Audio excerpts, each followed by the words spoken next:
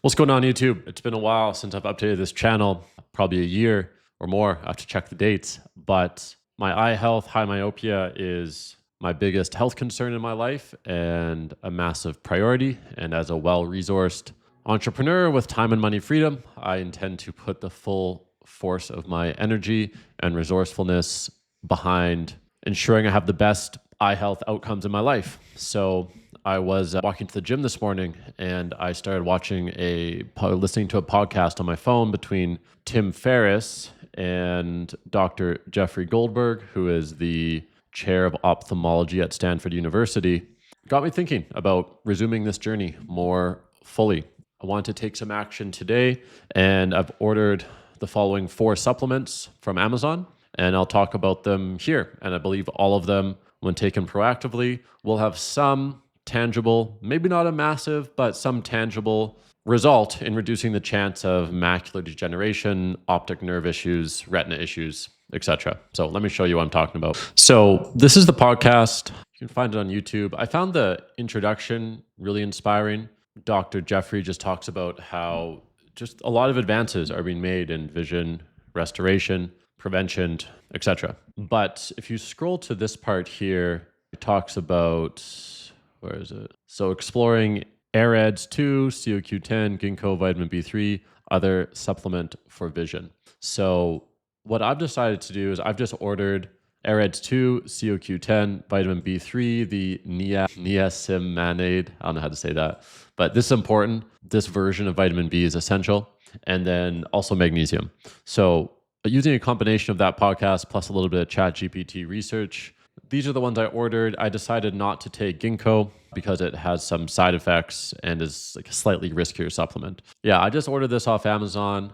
And going through these, let me talk a little bit about what's going on here. So AREDS 2 is a classic supplement. This is the only one of these supplements that's like officially confirmed in peer-reviewed studies published in medical journals. It's been proven to slow age-related macular degeneration in people who have moderate or high age-related macular degeneration. So technically, it hasn't been officially gone through a peer-reviewed study in terms of taking it preventatively. But as Dr. Jeffrey said, if it's going to work for moderate macular degeneration, almost certainly it's going to help with mild macular degeneration. And there's like a good chance taking it preventatively is not going to hurt. There's a good chance it'll help.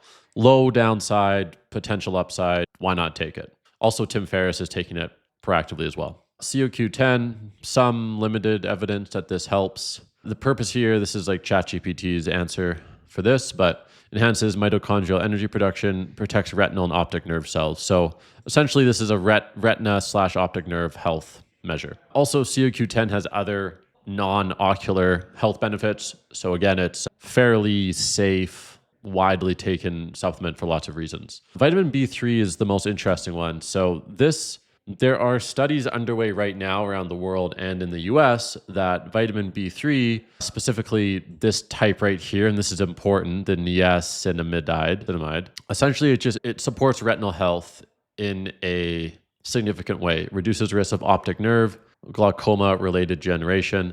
It's to do with NAD, energy cells. I don't know the deep science of it yet. I haven't researched it deeply, but I'm confident enough to take it. My understanding is that the cells in the retina, optic nerve in your eye use a lot of energy. NAD is about restoring energy, and there is some evidence emerging that this is having positive outcomes, specifically around certain types of degeneration. Now, personally, I don't actually have glaucoma. Glaucoma is high pressure, puts pressure on the optic nerve, causes damage, but it's likely that vitamin B3 has some positive impact on preserving optic nerve health. And it enhances NAD, which is a general full body energy boost. Magnesium, ChatGPT told me that this likely enhances absorption of the others, just improves blood flow. Something I do know is that like low blood flow is just generally a bad thing for any part of the body. Like almost any part of your body can have its health improved by restoring blood flow to that area. So, in theory, this should have some impact on restoring blood flow to your eye. Regardless, magnesium is a very widely recommended supplement, anyways. This is important here, the glycinate version, because sometimes magnesium can be hard on your gut health, cause upset, cause some GI issues. So, the glycinate is just like the softest version. And I'm going to determine my exact dosages of all these, but they're going to be on the low side, given I don't actively have the degeneration, not yet, hopefully it doesn't happen. I'll be taking the dosages on the lower side of recommended. Now, this is the ginkgo biloba extract. It's also shown some positive impacts on eye health, but it can also essentially, I believe it reduces your blood's ability to properly clot, so it thins your blood, can cause bleeding. Apparently, like in some rare cases, it can even cause internal bleeding. Probably wouldn't happen, but for me, there's enough of a tangible downside to this supplement to not take it. So just wanted to share this. I think something I often think about is I'm Canadian. I'm not sure how much longer I'll be operating in the Canadian health system because it's just fairly mediocre, is that a lot of ophthalmologists won't take anything seriously until it's been through a peer-reviewed medical study. But the problem is that it costs millions of dollars and oftentimes multiple years to complete a peer-reviewed medical study. So that's a massive barrier. So there's a lot of things that are true and helpful that just haven't been through the peer-reviewed medical studies. That's just kind of like basic logic.